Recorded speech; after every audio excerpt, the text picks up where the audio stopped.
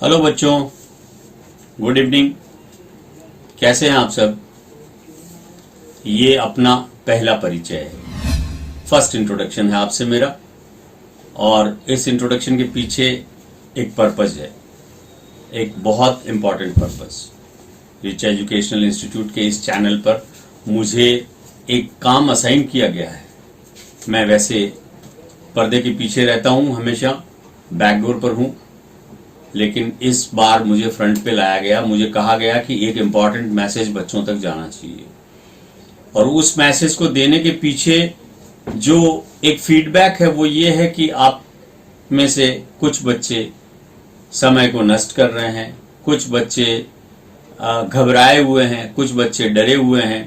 तो एक्चुअल स्थिति क्या है और आपको कैसे चलना चाहिए, इसकी यदि आपको एक प्रॉपर गाइडलाइन मिले तो मुझे लगता है कि आपके लिए और पूरे समाज के लिए अच्छा होगा। इसलिए मैं ये एक मैसेज आपके पास लेके आया हूं।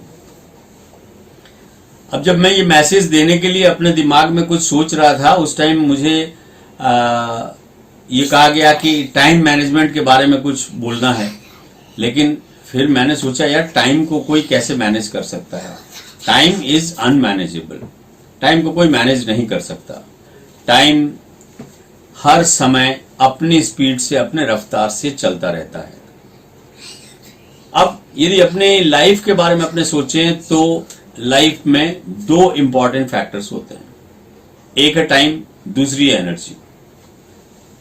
तो अब जब जैसा मैंने कहा कि टाइम जो है उसको हम मैनेज नहीं कर सकते, time is ticking away in any case. आप सोते रहें, आप जागते रहें, आप पढ़ाई करें, आप खेलें, आप वीडियो गेम खेलें, या आप सुखी रहें, आप दुखी रहें, आप ट्रेन में रहें, आप हवाई जहाज में रहें, whatever you are doing और whoever you are, whether you are an atom और द होल कॉस्मोस, आप पेड़ हैं कि जानवर हैं कि इंसान हैं, इससे कोई मतलब नहीं है समय को। समय अपनी रफ्तार से चलता रहता है, इसलिए हम लोग टाइम को मैनेज नहीं कर सकते।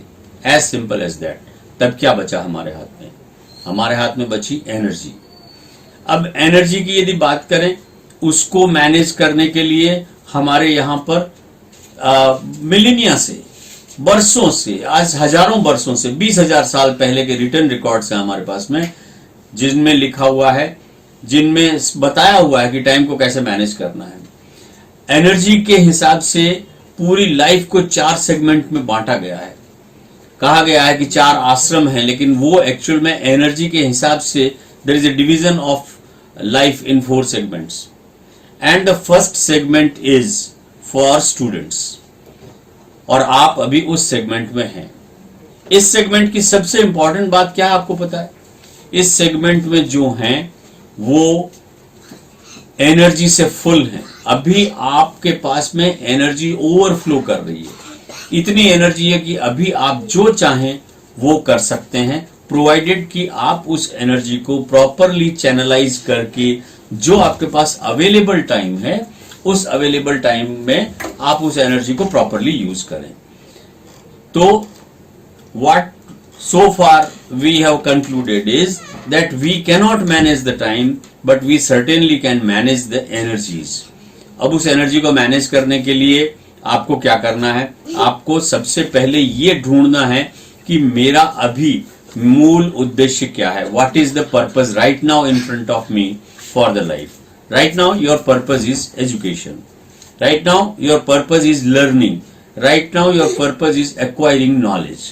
ये जो आपका पर्पज है, इस पर्पज के लिए आपको अपने टोटल अवेलेबल टाइम का मैक्सिमम समय उसमें से देना चाहिए।